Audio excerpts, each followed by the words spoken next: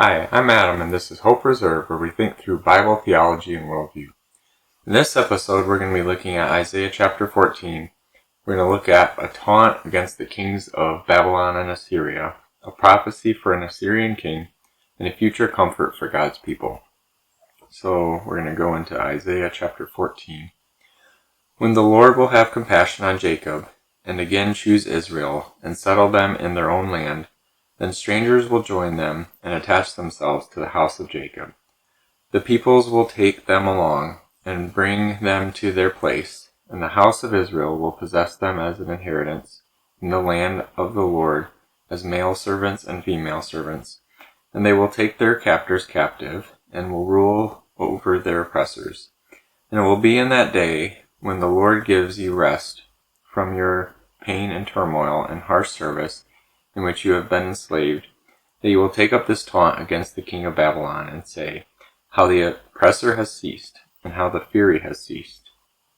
The Lord has broken the staff of the wicked, the scepter of rulers, which used to strike the peoples in fury with unceasing strokes, which subdued the nations in anger and unrestrained persecution. The whole earth is at rest and is quiet. They break forth into shouts of joy. Even the cypress trees rejoice over you, and the cedars of Lebanon, saying, since you were laid low, no tree cutter comes up against us. Sheol from beneath is excited over you to meet you when you come. It arouses for you the spirits of the dead, all the leaders of the earth. It raises all the kings of the nations from their thrones. They will all respond and say to you, even you have become weak as we, and you have become like us. Your pomp and the music of your harps have been brought down to Sheol. Maggots are spread out as your bed beneath you, and worms are your covering. How you have fallen from heaven, O star of the morning, son of dawn. You have been cut down to the earth. You have weakened the nations. You said in your heart, I will ascend to heaven. I will raise my throne above the stars of God. And I will sit on the mount of assembly in the recesses of the north. I will ascend above the heights of the clouds. I will make myself like the Most High. Nevertheless, you will be thrown down to Sheol, to the recesses of the pit. Those who see you will gaze at you. They will ponder over you, saying, is this the man who made the earth tremble, who shook kingdoms, who made the world like wilderness and overthrew its cities, who did not allow his prisoners to go home? All the kings of the nations will lie in glory, each to his own tomb. But you have been cast out of your tomb, like a rejected branch, clothed with the slain, who are pierced with a sword, who go down to the stones of the pit like a trampled corpse. You will not be united with them in burial, because you have ruined your country. You have slain your people. May the offspring of evildoers not be mentioned forever. Prepare for his sons a place of slaughter because of the iniquity of their fathers.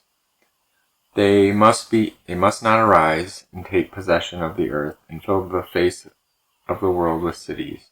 I will rise up against them, declares the Lord of hosts, and I will cut off from Babylon name and survivors, offspring and prosperity, declares the Lord. I will also make it a possession for the hedgehog and swamps of water. I will sweep it with the broom of destruction, declares the Lord of hosts. The Lord of hosts has sworn, saying, surely, just as I have intended, so it will happen.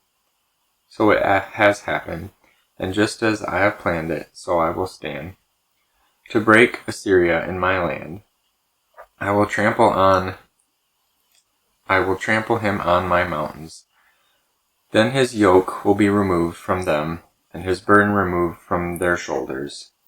This is the plan devised against the whole earth, and this is the hand that is stretched out against the nations.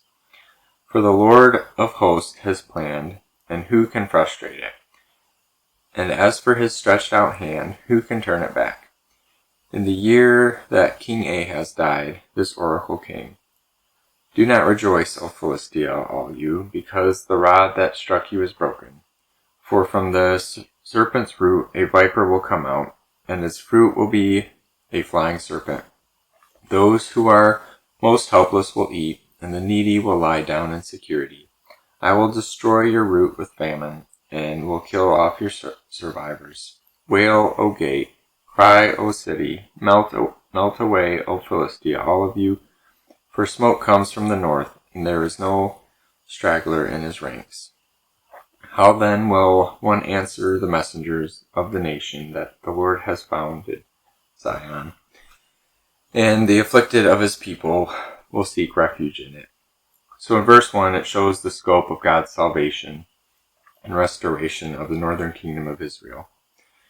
So it should be understood in that all God's people will be restored after the day of the Lord, and the worldly powers are overthrown. The tables have turned for the oppressors in verse 2. Those who reject God, they will be taken captive. Those who join themselves with Israel in the worship of the God of Israel, they will have a part in Israel's position as God's people and God's ultimate plan for them. While this theme is present in the Old Testament, it's revealed more clearly in the New Testament. In verse 7, it points to peace and joy that's brought about after the tyrannical king's death. So you get a sense that there's these celebrations and stuff going on, and it makes sense when you're thinking about this tyrannical king that oppressed so many people, and then when he dies, the oppression just stops. So the mention of the cypress trees and forest of Lebanon rejoicing in verse 8, it refers to how the Assyrians would raid the forests of Lebanon for timber. In verses 14, 3 through 21, it was meant to be a taunt or a sort of lamnet parody. Morning star of the dawn is a description of the king. So the phrase would have been used to look at the king as if he were a god. And the morning star was a god that the Canaanites would have worshipped. The Babylonian and Assyrian kings would have also been looked at as if they were gods as well. The high places and mountains mentioned in verses 13 through 14 is referring to the place where the gods lived. So ancient people built pyramids and ziggurats because they were building a home for the gods, and they could worship and pay homage to them there. So we see all of these ancient structures that look like mountains. Well, ancient people believed that the gods lived on the mountains. And if you think about it, mountains are high, inaccessible places. They're the highest places that people could imagine that anybody would go. So they just naturally associated the gods with these high places. The reference to the Mount of Assembly on the utmost heights of Zaphon would have been a Canaanite home of the gods. In verses 11 through 15, it's saying that though the king is thought to be a god, he will fade away like the star in the morning as the sun starts to shine. He will fall from his high places to the grave, and into Sheol, the place of the dead. A likely candidate for this king is the Assyrian King Sargon II, and he died in 705 BC. He was killed in battle in northwest Persia. His body was unable to be retrieved, and he never received a proper burial, and that was due for an Assyrian king. In verse 15, the terms grave and Sheol refer to both the grave itself, so the hole that he's buried in, but also to the afterlife. So even in the Old Testament, they had an understanding of an afterlife of some kind. And it developed throughout scriptures, and then the New Testament you get into more of the idea of what our present idea of heaven is. So the former splendor of the king from the world's honor and praise is contrasted with the humiliation brought about by God's judgment. King Sargon, again, is likely referenced in verse 17 with the theme of hope for those who are captive. In 722 BC, he had conquered Samaria and deported exiles from Israel. The end of the poem emphasizes that the oppression of Babylon and Assyria will come to an end, and they will face the same trouble that they brought on others. In verse 20, points to the fact that every tyrant king will suffer judgment, just like the kings of Assyria and Babylon. The Assyrian armies was ultimately to be overthrown in Israel, as predicted in verse 24, and this would have provided some hope to Judah during the later part of Isaiah's ministry. Verses 24 through 27, it points to God's plan for all the earth, and no matter how hard the world's powers try to stop it, God's plan will ultimately come to pass. The Philistines attempted to get Judah to ally with them against Assyria. However, Isaiah continued to warn against alliances with Assyria. And then, while Philistia will suffer for their anti-Assyria policies, as pointed out in verse 30, Judah will rest securely because God will protect them. So what can we learn from this passage? So I think one of the biggest points is that any kingdom or person or power that sets itself up against God will ultimately fail. No plan against God can succeed. This principle is seen in history, and it's also seen in prophecy. Kings, nations, supernatural powers, people who work against God and reject the forgiveness available by repentance and faith in Jesus will face God's judgment.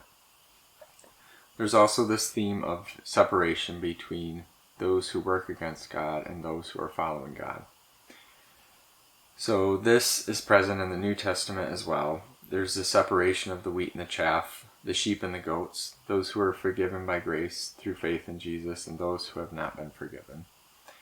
So Isaiah looks to a day when God protects his people, provides comfort and peace and security for those who are his own. And this is mirrored in Revelation 24, 1 through 8. So I want to end with this, and I'm going to read through this passage in Revelation. Then I saw a new heaven and a new earth, for the first heaven and the first earth passed away, and there is no longer any sea. And I saw the holy city, the new Jerusalem, coming down out of heaven from God, prepared as a bride adorned for her husband. And I heard a loud voice from the throne saying, Behold, the tabernacle of God is among the people, and he will dwell among them, and they shall be his people, and God himself will be among them, and he will wipe away every tear from their eyes, and there will no longer be any death, there will no longer be any mourning or crying or pain, for the first things have passed away. And he who sits on the throne said, Behold, I am making all things new. And he said, Write, for these words are faithful and true. Then he said to me, It is done. I am the Alpha and the Omega, the beginning and the end. I will give water to the one who thirsts from the spring of the water of life, without cost. The one who overcomes will inherit these things. And I will be his God, and he will be my son. But for the cowardly and the unbelieving, the abominable, the murderers, the sexually immoral persons, the sorcerers, the idolaters, and all liars, their part will be with the lake that burns with fire and brimstone, which is the second death. So we can see here, not only from the passage in Isaiah, but also Revelations, that at the end, on Judgment Day, God's going to separate his people from the rest of the people. He's going to separate those who believe from those who don't believe.